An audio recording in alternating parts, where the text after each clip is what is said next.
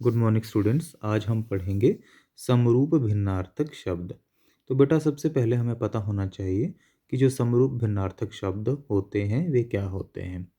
तो बेटा जो शब्द सुनने में एक जैसे लगते हैं परंतु होता क्या है उनके अर्थ अलग अलग होते हैं, उन्हें बोलते हैं समरूप भिन्नार्थक शब्द। जैसे यहाँ पे अंश और अंश ये दो शब्द हैं, सुनने में हमें एक जैसे लग रहे हैं परंतु इनके जो अर्थ हैं वो अलग अलग हैं। अंश शब्द का अर्थ भाग है और अंश जो शब्द है उसका अर्थ है कंधा। तो इसलिए परिभाषा हमारे पास बनती है, इसकी जो डेफिनेशन है कि जो शब्द देखने में एक जैसे लगते हैं, ठीक है, और उनके जो अर्थ हैं वह अलग अलग वे अलग अलग होते हैं, उन्हें बोलेंगे समरूप भिन्नार्थक शब्द। तो यहाँ पे जो शब्द है बच्चों अंश शब्द है तो इसका अर्थ है भाग, ठीक है, मतलब भाग को हम वस्तुओं का छोटा हिस्सा या पार्ट या पोर्शन भी कहते हैं। दूसरा शब्द है हमारे पास अंश, इसका अर्थ होता है कंधा जिसको शोल्डर बोलते हैं, मतलब मानव शरीर में बाजू या ऊपरी भाग या जोड़, उसको बोलेंगे हम कंधा। तो अगला शब्द है हमारे पास कोश। तो कोश का अर्थ होता है बेटा खजाना, ठीक है, मतलब सोने चांदी के आभूषण और रुपए जहाँ जमा करके रखे जाते हैं, ठीक है, उसको बोल देंगे हम खजाना। तो दूसरा शब्द है हमारे पास कोश। दोनों एक जैसे इनका उच्चारण होता है, ठीक है, परंतु यहाँ पे कौन सा श है, शेर वाला श है और यहाँ पे षटकोण वाला। तो ये जो कोश बना हुआ है यहाँ पे तो इसका अर्थ होता है शब्द भंडार, जिसको वोकैबुलरी भी कहते हैं इंग्लिश में, मतलब शब्दों के समूह को शब्द भंडार कहते हैं, शब्दों का भंडार। नेक्स्ट है हमारे पास कर्म और क्रम।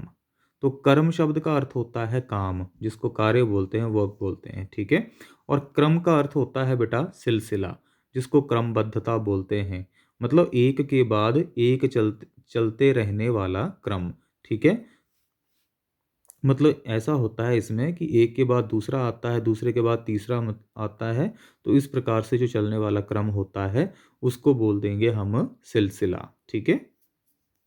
तो यहाँ पे क्रम जो शब्द है उसका अर्थ भी दिया हुआ है सिलसिला।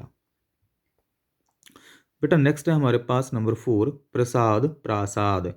तो प्रसाद शब्द है, इसका अर्थ होता है कृपा, जिसको दयालुता भी बोलते हैं, प्लीज बोलते हैं, ठीक है, मतलब निस्वार्थ भाव से, ठीक है, भाव से किया जाने वाला उपकार, ठीक है, बिना स्वार्थ भाव से, बिना किसी स्वार्थ के जो किया जाने वाला उपकार है उसको बोलते हैं कृपा।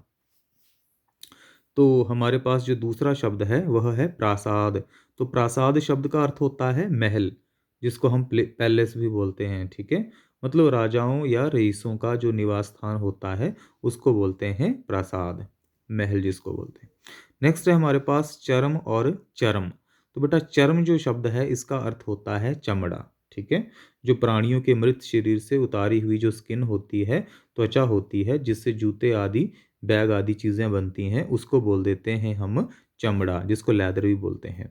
और चर्म का अर्थ होता है अंतिम, मतलब द लास्ट, सबसे बाद का, उसको बोल देंगे हम चर्म। नेक्स्ट है हमारे पास नीड़। नीड़ का अर्थ होता है घोंसला। घोंसला मतलब घास फूस या तिनकों से बना हुआ पक्षियों के रहने या अंडे देने का स्थान, उसको बोलेंगे घोंसला। और नीर का अर्थ होता है जल। नेक्स्ट है हमारे पास देव दैव। देव शब्द का अर्थ होता है देवता, ठीक है, जैसे वर्षा इंद्र आदि देवता हैं, सूर्य देवता है, ठीक है, ये सारे क्या हैं, देवता हैं। दैव का अर्थ होता है भाग्य।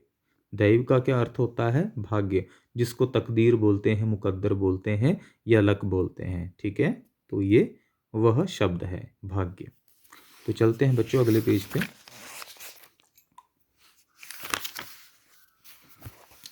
नेक्स्ट है हमारे पास मूल्य। तो मूल्य का अर्थ होता है कीमत, जिसको हम वैल्यू बोलते हैं या दाम बोलते हैं या मूल बोलते हैं, ठीक है। और दूसरा शब्द है हमारे पास मूल्य मूल। तो उसका अर्थ है जड़, ठीक है, जिसको ओरिजिनल भी बोलते हैं, असली बोलते हैं, वास्तविक बोलते हैं, ठीक है, या फिर पेड़ पौधे की जड़, ठीक है, उसको भी क्या बोलते हैं, जड़ बोल देते हैं। नेक्स्ट है नीरद और नीरज। नीरद का अर्थ होता है बादल। नीरद का अर्थ क्या होता है बच्चों, बादल होता है। और जो नीरज है उसका अर्थ होता है कमल, कमल का फूल, ठीक है, उसको बोल दिया यहाँ पे कमल। नेक्स्ट है हमारे पास नंबर 10 श्याम। तो श्याम का अर्थ होता है काला, मतलब काले रंग वाला, ठीक है। और शाम का अर्थ होता है श्याम, शाम, एक जैसे लग रहे हैं बोलने में। तो शाम का अर्थ होता है संध्या, संध्या मतलब इवनिंग का समय, जिसको शाम का समय बोलते हैं, ठीक है। तो इस प्रकार से बच्चों यहाँ पे ये आपके समरूप भिन्नार्थक शब्द जो हैं कंप्लीट होते हैं। आपने इनको अच्छी तरह से नोटबुक पे राइट कर लेना है और याद भी कर लेना है। धन्यवाद।